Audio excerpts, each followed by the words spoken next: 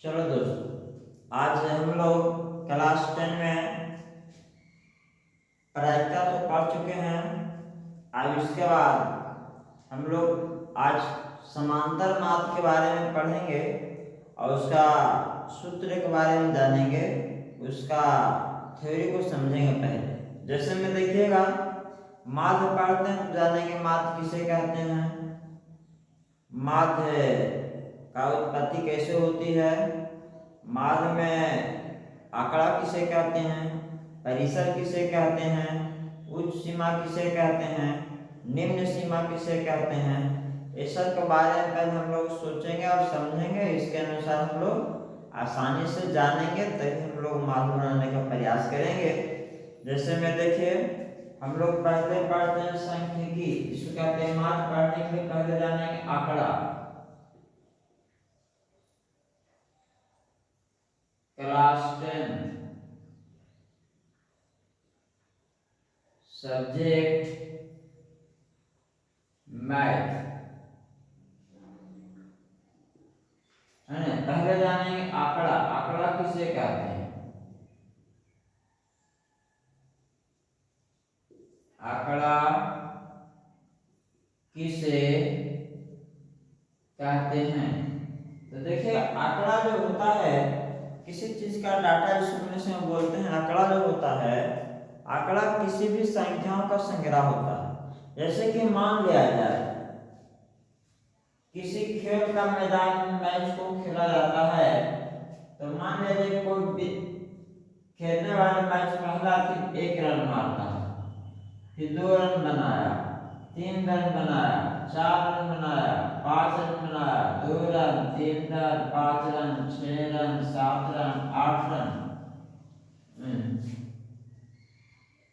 5 run, 3 run, 4 run, 6 run, 7 run, मान लीजिए ऐसा बना हुआ है 3 2 1, इस प्रकार का बना हुआ है। तो वैसा ही जो है, जब मैच खेल रहा तो मैच खेलने के बाद उसका रनों की संख्या है, तो इस संख्याओं का एक संग्रह बना गया है, बहुत बड़ा संग्रह बन गया।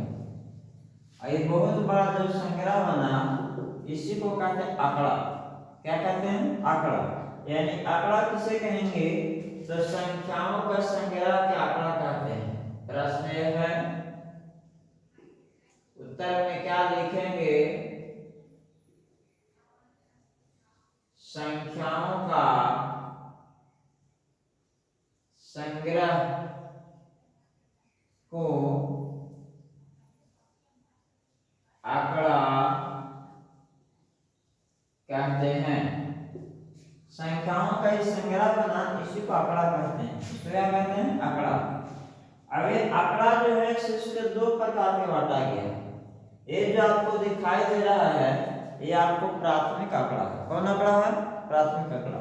लेकिन यही आंकड़ा बहुत लंबा हो जाए, बहुत लंबा है, कहने के मतलब बहुत ज्यादा डिस्टेंस में हो जाए, तो इसका हल करने के लिए एक दूसरा नियम बनाया जाता है। इसको कहते हैं हम लोग चरवान। इसको कहते हैं चरवान। और इधर भी बनाते हैं बरामदा। चरवान कहने का मतलब इससे छोटा अंक 1 है, तो 1 लिखेंगे। और 1 इसमें कितना बार आया है, तो 1 और 1 2 बार, 2 बार 1 आया। उसके बाद 2 देखेंगे, 2 इसमें दिया हुआ है, 2 कितना बार आया है, 1 बार, 2 बार, 3 बार, 3 बार आया है। फिर 3 देखेंगे कितना बार आया है, 1 बार, 2 बार, 3 बार, 4 बार आया है। फिर 4 देखेंगे कितना बार आया है, 1 बार, 2 बार, 2 बार आया है। 5 देखेंगे कितना बार आया है, तो 5 जो है 1 बार, 2 बार, 3 बार आया है। 6 देखेंगे कितना बार आया है, तो 6 दिखाई दे रहा है 1 बार आया है। कितना बार आया है, 1 बार। ये देखिए, ये आपको प्राथमिक आंकड़ा कहा है। इसको क्या कहते हैं, प्राथमिक आंकड़ा। इसको कहते हैं द्वितीयक आंकड़ा।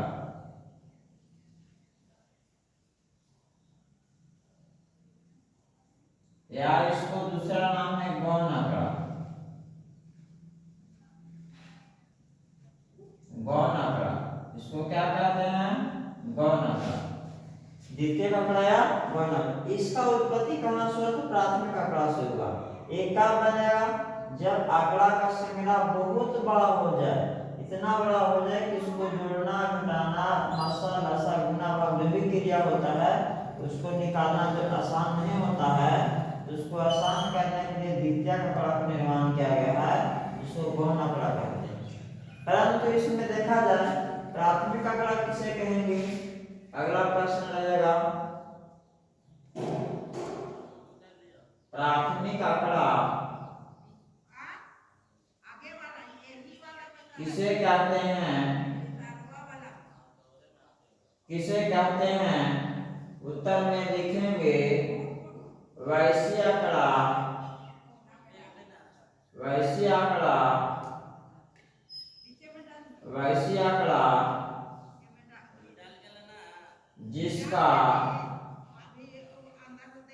उत्तरदायी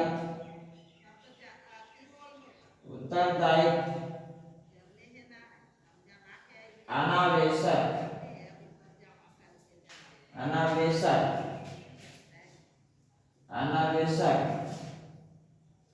पर पड़ता है, उसे प्राथमिक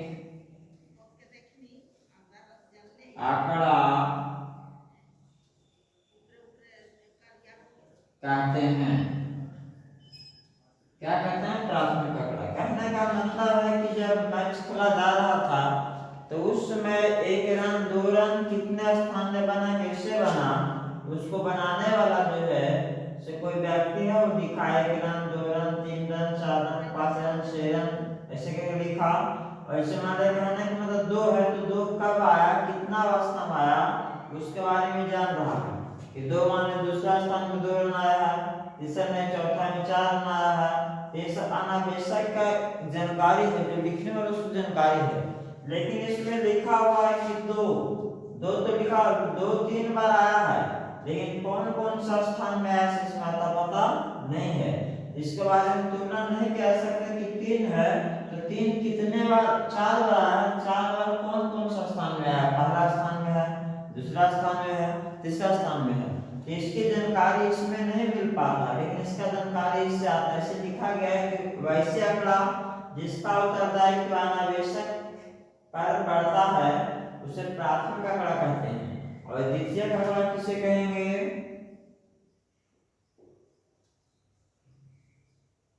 द्वितीयक आंकड़ा किसे कहते हैं? उत्तर में लिखेंगे वैश्य आंकड़ा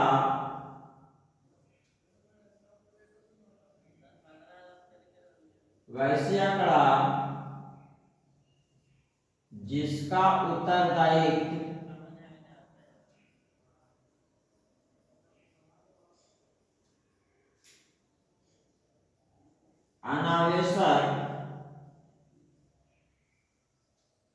अनावश्यक पर ना पड़े, उसे द्वितीयक आंकड़ा कहते हैं। द्वितीयक आंकड़ा कहते हैं, उसे द्वितीयक आंकड़ा कहते हैं, उसे द्वितीयक आंकड़ा कहते हैं। जैसे में दिखाई दे रहा है कि इसमें उसका उत्तरदायी अनावश्यक पर न पड़ रहा है। अब इसके बाद देखिएगा यहाँ आगे एक चरमान, यहाँ आगे एक ब्रह्मदत्ता। अब चरमान किसे कहेंगे? तो दिए गए आंकड़े में जो संख्या दिखाई देती है वे सभी संख्याओं को चरमान कहते हैं। ये दिए गए आंकड़े में जो संख्या सब दिखाई दे रही सब क्या है? सब चरमान है। सब क्या है? चरमान है। तो प्रश्न क्या है? अगला प्रश्न,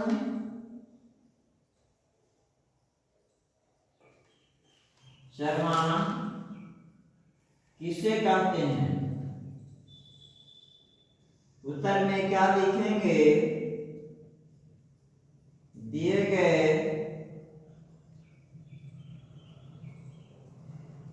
आंकड़े में जो संख्या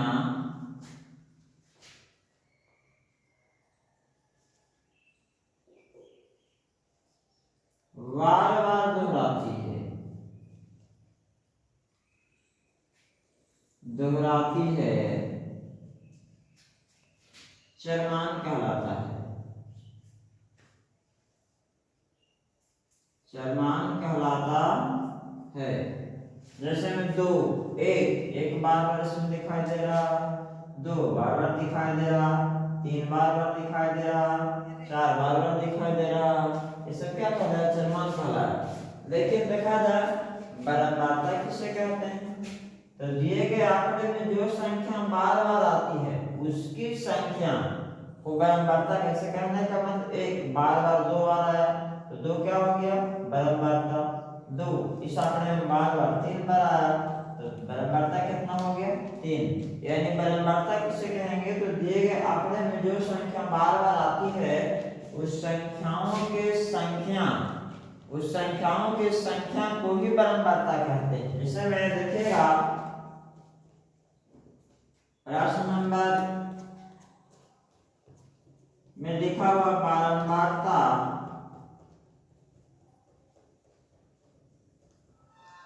किसे कहते हैं? उत्तर में लिखेंगे दिए गए आंकड़े में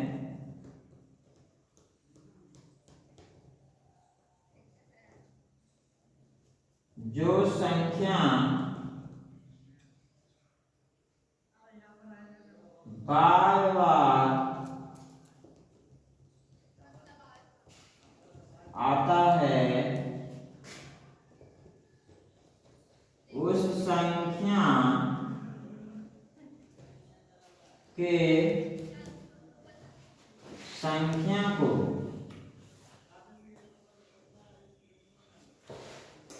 बारंबारता कहते हैं।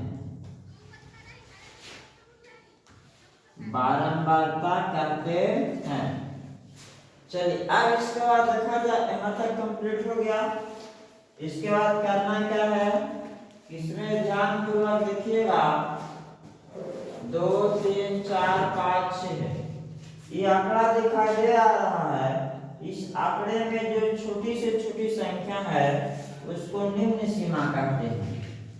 इस छोटी से छोटी संख्या को क्या कहते हैं? निम्न सीमा। निम्न सीमा। और बड़ी से बड़ी संख्या को कहते हैं उच्च सीमा। क्या कहते हैं? उच्च सीमा। और निम्न सीमा और उच्च सीमा के अंतर को कहते हैं परिसर। क्या कहते हैं? परिसर। क्या बोलते हैं? परिसर। यानी इस आंकड़ा में जो सबसे छोटा अंक होगा उसी को निम्न सीमा कहते हैं, और सबसे बड़ा अंक होगा उसी को उच्च सीमा कहते हैं, और उच्च सीमा और निम्न सीमा के अंतर को परिसर कहते हैं। क्या कहते हैं? परिसर। तो लिखेंगे निम्न सीमा किसे कहते हैं? इसको मिटाया जाए।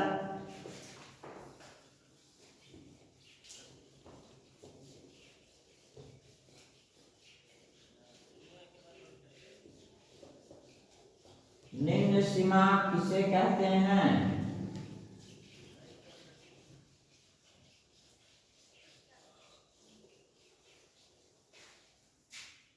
लिखेंगे लिखेंगे निम्न सीमा किसे कहते हैं? तो निम्न के मतलब होता है नीचा। या लिखेंगे उत्तर में दिए गए आंकड़े में सबसे छोटी संख्या को निम्न सीमा कहते हैं। निम्न सीमा कहते हैं। जैसे देखिएगा इसमें एक ऐसे निम्न सीमा है, इसी प्रकार उच्च सीमा किसे कहते हैं? उच्च सीमा किसे कहते हैं? उच्च सीमा किसे कहते हैं? तो उत्तर में लिखेंगे जो आंकड़े में बड़ी सबसे बड़ी संख्या दिखाई दे रहा है, जिसमें सबसे बड़ी संख्या 6 है, इसी को उच्च सीमा कहते हैं। क्या कहते हैं? उच्च सीमा। तो लिखेंगे दिए गए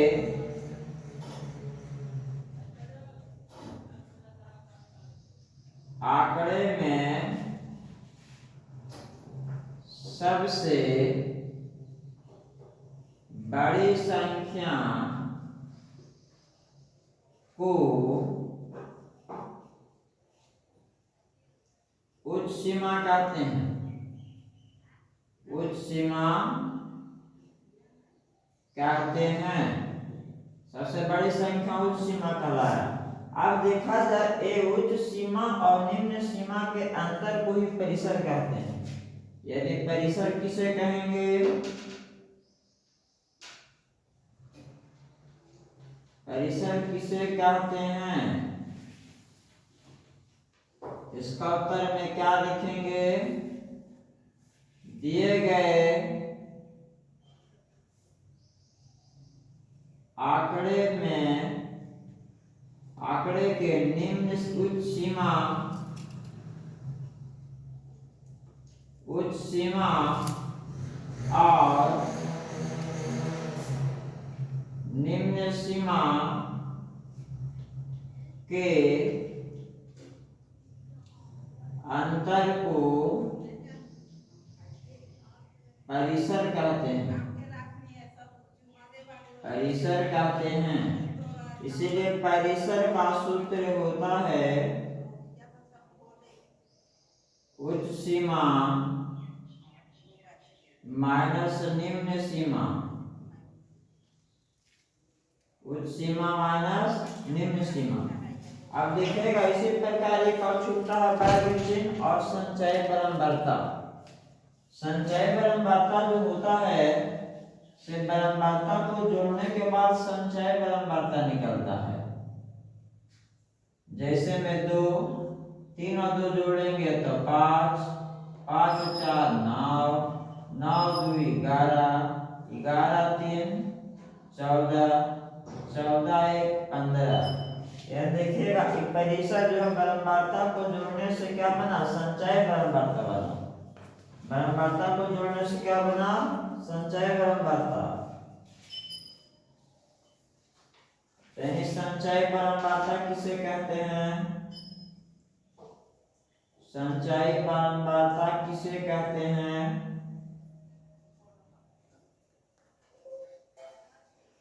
उत्तर में क्या लिखेंगे? दिए गए आंकड़े में बारंबारता के योग को संचयी